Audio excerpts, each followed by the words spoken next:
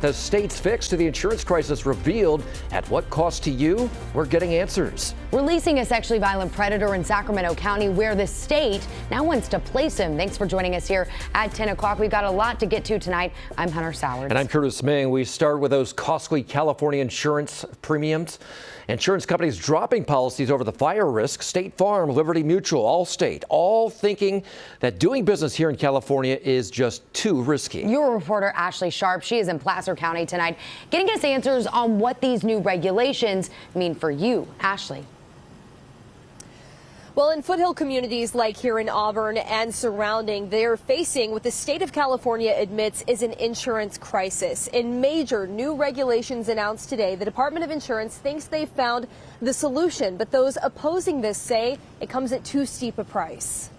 John Michelini of Forest Hill says his home and fire insurance have tripled over the past few years. He's now on the FAIR plan. Now we're paying close to $6,000 a year. He's one of many hurting for insurance, as some providers have pulled out of California entirely. You know, that's really affected not just people's ability to put food on their table, but if they want to get out of this environment because it's too expensive for the insurance, it's killed home prices as well. If you ask California's Department of Insurance, the state's largest rate reform in 30 years, finalized Monday, is the fix. For folks who live in the foothills, for folks who live in the Sierra, help is on the way. For the first time in California, the new regulations now allow insurance companies to pass their cost of reinsurance on to their customers if they increase their coverage in high-risk fire areas.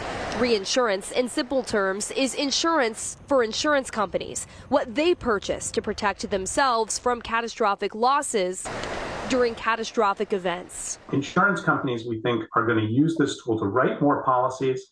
And over time, we're going to see rates become more reliable. We're going to see competition come back into these areas. That's what's really going to keep the cost of insurance down over time. But advocacy group Consumer Watchdog plans to sue to stop the new regulations. The prices could go up by 40 to 50%, literally. That's what's happened in North Carolina. That's what's happened in Florida. This isn't just people in high-risk wildfire areas. Everybody's going to pay more because of what the commissioner has done. We'll go to a court and see if we can stop it. Calling them reprehensible, fearing everyone's rates could climb. There is no guarantee here. That's the point.